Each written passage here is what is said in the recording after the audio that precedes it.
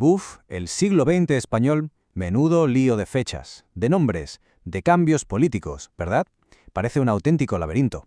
Pues bien, la idea de este repaso es precisamente poner un poco de orden en todo ese caos. Vamos a intentar desenredar el hilo de la historia para ver cómo cada cosa llevó a la siguiente. Así, entenderlo y sobre todo estudiarlo será mucho más fácil.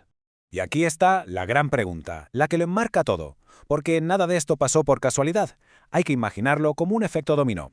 Cae una pieza y empuja a la siguiente, y a la siguiente, en una cadena de acontecimientos que lo va a cambiar absolutamente todo. Vamos a ver cómo cada uno de estos momentos fue la causa del que vino justo después. Y para seguir esa cadena, nuestro recorrido se va a dividir en 4 grandes momentos. Son como las 4 fichas de dominó principales que marcaron el siglo. Primero, la caída de ese viejo sistema de la Restauración. Después, el intento de la Segunda República. Luego, los casi 40 años de dictadura. Y finalmente, cómo se consiguió llegar a la democracia que tenemos hoy. Empezamos por el principio, claro. Para que todo cambiara, primero tuvo que venirse abajo lo que había. Y lo que había a principios del siglo XX era un sistema político que, la verdad, ya hacía aguas por todas partes. Estaba muy débil, preparado para que la primera ficha de dominó le diera el empujón definitivo. A ver, ¿qué era exactamente este sistema?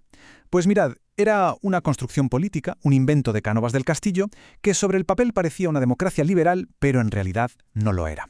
Se basaba en que 2 partidos, el conservador y el liberal, se iban pasando el poder de forma pactada, sin competir de verdad. ¿Y cómo lo hacían? Pues con trampas, con fraude electoral y sobre todo con la figura de los caciques, los mandamases de los pueblos que controlaban los votos. ¿Era un sistema estable? Sí, pero totalmente artificial.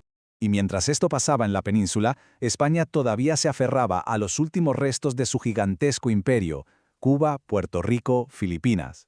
Eran las últimas joyas de la corona y el país las veía como el símbolo de que todavía era una gran potencia, aunque la realidad, por desgracia, era otra.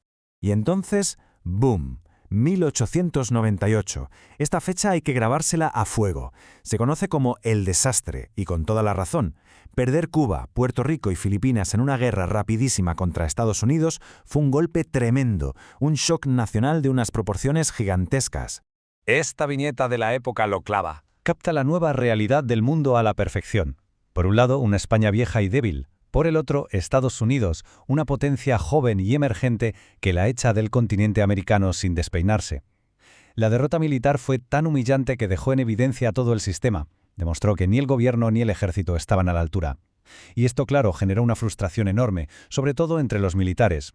Y claro, después de un palo así, la gente se pone a pensar, ¿qué hemos hecho mal? De ahí nace el regeneracionismo.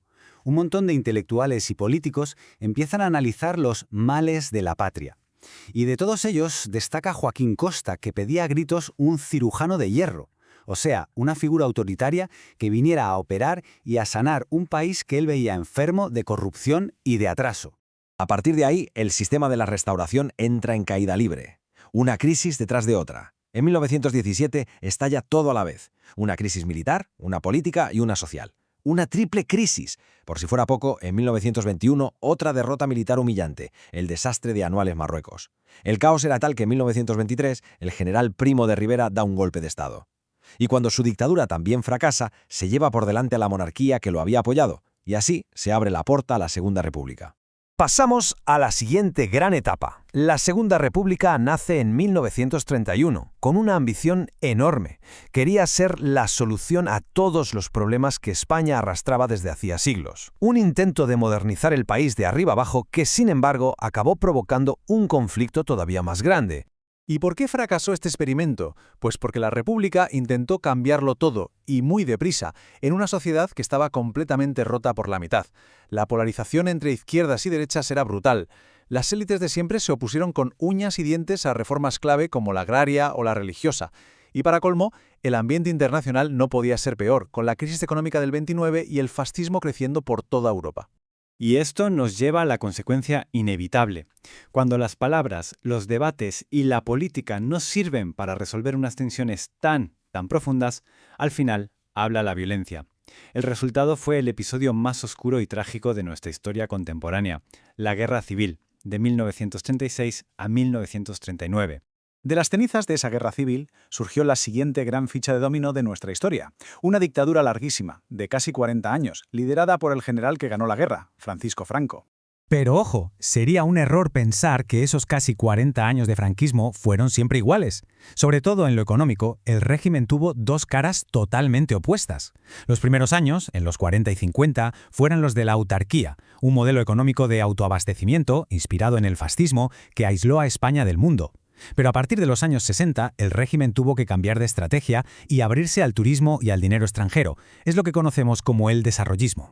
La primera etapa, la autarquía, fue esto que vemos, un fracaso económico total. Fueron los años del hambre. Años de cartillas de racionamiento para conseguir comida, de escasez de todo y de mercado negro. La posguerra en España duró más de una década.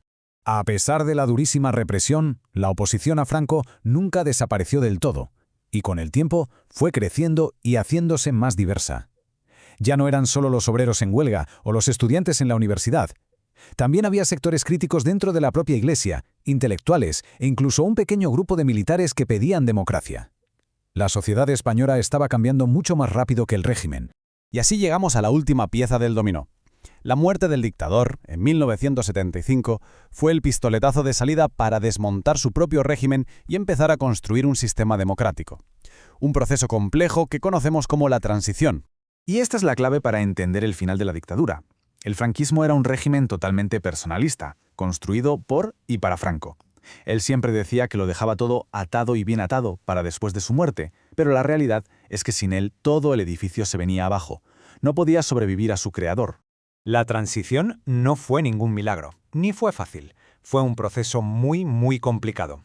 Se consiguió por una mezcla de factores. El propio sistema franquista se estaba muriendo. La sociedad en la calle pedía libertades a gritos y sobre todo hubo complejas negociaciones y pactos entre los políticos reformistas que venían del régimen y la oposición democrática.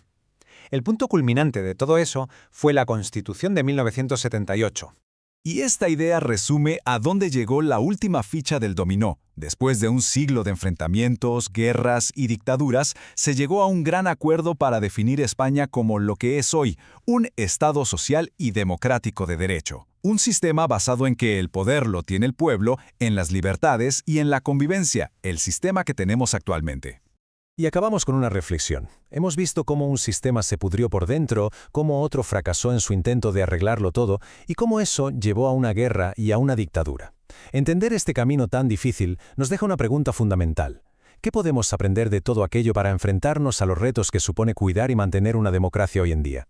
Una pregunta clave para entender no solo el pasado, sino también nuestro presente.